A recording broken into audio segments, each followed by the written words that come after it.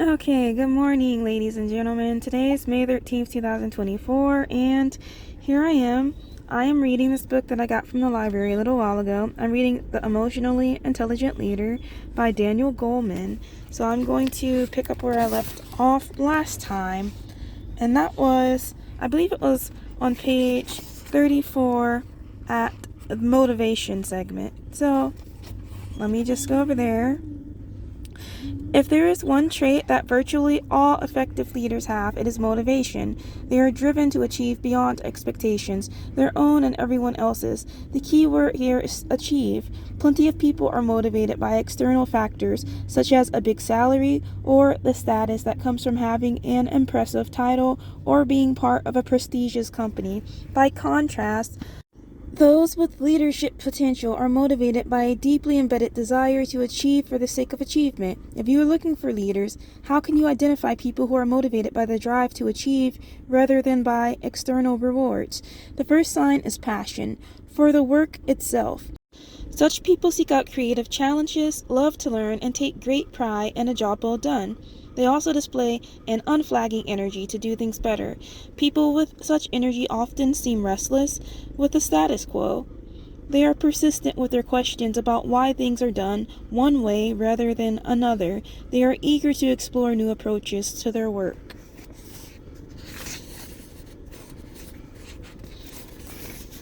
A cosmetics company manager, for example, was frustrated that he had to wait 2 weeks to get sales results from people in the field. He finally tracked down an automated phone system that would beep each of his salespeople at 5 p.m. every day.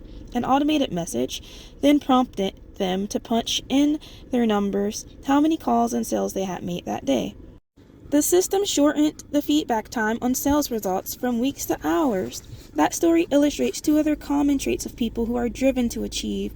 They are forever raising the performance bar, and they like to keep score.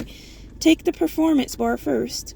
During performance reviews, people with high levels of motivation might ask to be stretched by their supervisors. Of course, an employee who combines self-awareness with internal motivation will recognize her limits, but she won't settle for objectives that seem too easy to fulfill. And it follows naturally that people who are driven to do better also want a way of tracking progress, their own, their teams, and their companies, whereas people with low achievement motivation are often fuzzy about results. Those with high achievement motivation often keep score by tracking such hard measures as profitability or market share. I know of a money manager who starts and ends his day on the internet gauging the performance of his stock fund against 4 industry set benchmarks.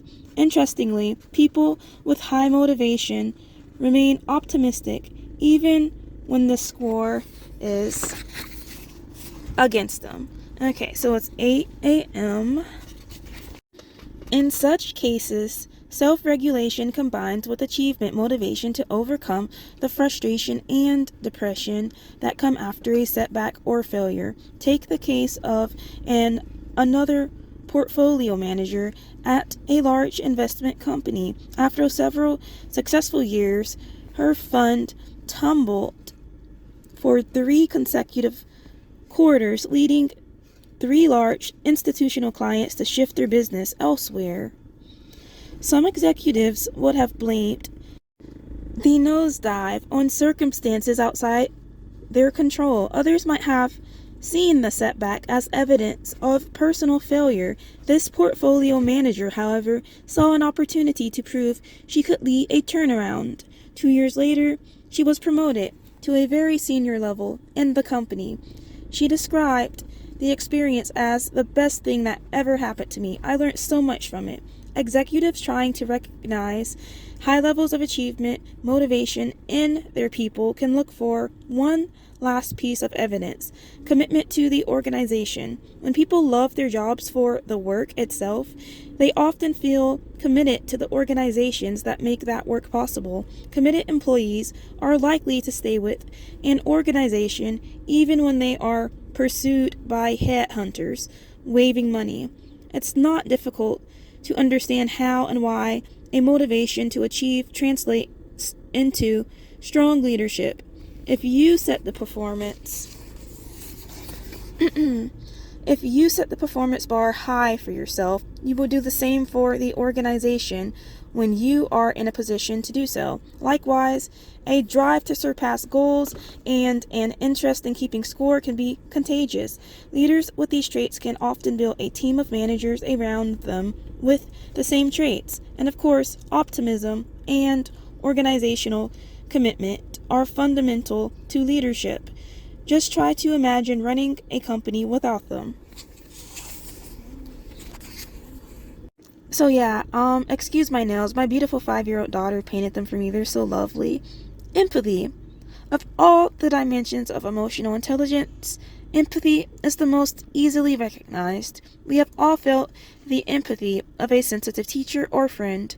We have all been struck by its absence in an unfeeling coach or boss. But when it comes to business, we rarely hear people praised, let alone rewarded for their empathy. The very word seems unbusinesslike, out of place, amid the tough realities of the marketplace. But empathy doesn't mean a kind of I'm okay, you're okay mushiness. For a leader, that is, it doesn't mean adopting other people's emotions as one's own and trying to please everybody. That would be a nightmare. It would make action impossible. Rather, empathy means thoughtfully considering employees' feelings along with other factors in the process of making intelligent decisions. For an example of empathy in action, consider what happened when two giant brokerage companies merged,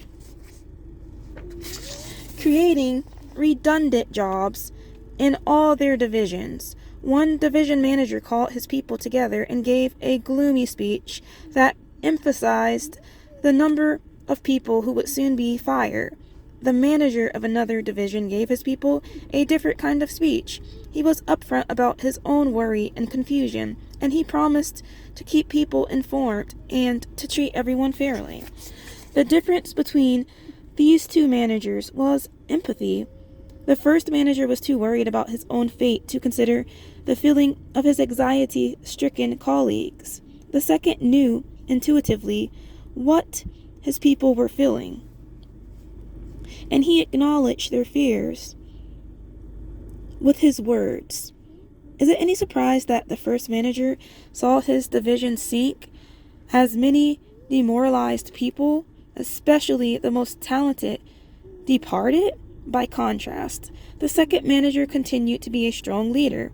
His best people stayed, and his division remained as productive as ever. Empathy is particularly important today as a component of leadership for at least 3 reasons: the increasing use of teams, the rapid pace of globalization, and the growing need to retain talent. Consider the challenge of leading a team. As anyone who has ever been a part of one can attest, the teams are cauldrons of bubbling emotions. They are often charged with reaching a consensus, which is hard enough with 2 people and much more difficult as the numbers increase. Even in groups with as few as 4 or 5 members, alliances form and clashing agendas get set. A team's leader must be able to sense and understand the viewpoints of everyone around the table. That's exactly what a marketing manager at a large information technology company was able to do when she was appointed to lead a troubled team. The group was in turmoil, overloaded by work and missing deadlines.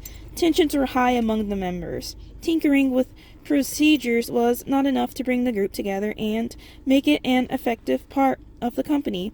So the manager took several steps.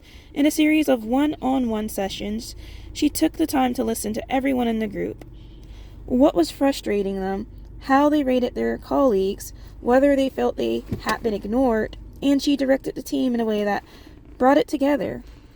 She encouraged people to speak more openly about their frustrations, and she helped people raise constructive complaints during meetings. In short, her empathy allowed her to understand her team's emotional makeup. The result was not just heightened collaboration among members, but also added business, as the team was called on for help by a wider range of internal clients. Globalization is another reason for the rising importance of empathy for business leaders.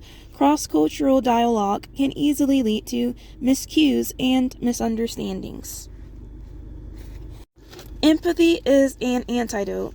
People who have it are attuned to subtleties and body language. They can hear the message beneath the words being spoken. Beyond that, they have a deep understanding of both the existence and the importance of cultural and ethnic differences.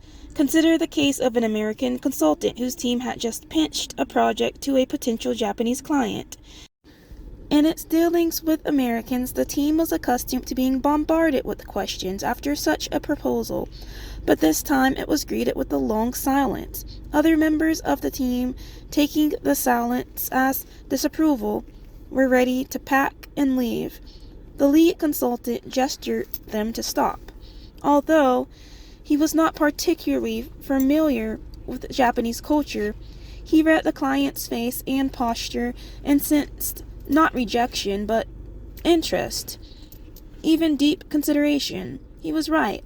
When the client finally spoke, it was to give the consulting firm the job. Finally, empathy plays a key role in the retention of talent, particularly in today's information economy. Leaders have always needed empathy to develop and keep good people, but today the stakes are higher. When good people leave, they take the company's knowledge with them. That's where coaching and mentoring come in. It has repeatedly been shown that coaching and mentoring pay off not just in better performance, but also in increased job satisfaction and decreased turnover. But what makes coaching and mentoring work best is the nature of the relationship. Outstanding coaches and mentors get inside the heads of people they are helping. They sense how to give effective feedback. They know when to push for better performance and when to hold back. In the way they motivate their protégés, they demonstrate empathy in action. And what is probably sounding like a refrain, let me repeat that empathy doesn't get much respect in business. People wonder how leaders can make hard decisions if they are feeling for all the people who will be affected. But leaders with empathy do more than sympathize with people around them. They use their knowledge to improve their companies in subtle but important ways. Okay, and that's it. I'm going to stop at social skill down here on page 49. Alright, so thank you for watching Shares of Lifetime Daily. Thank you for everyone who viewed this YouTube channel. And keep the views rolling to help us become one of the most viewed YouTube channels in YouTube history. Alright, and also, you can contribute to us getting 500,000 views right now. Just keep viewing all of our videos. It's easy. Okay, so hugs and kisses. XOXOXO. Mwah. Peace out.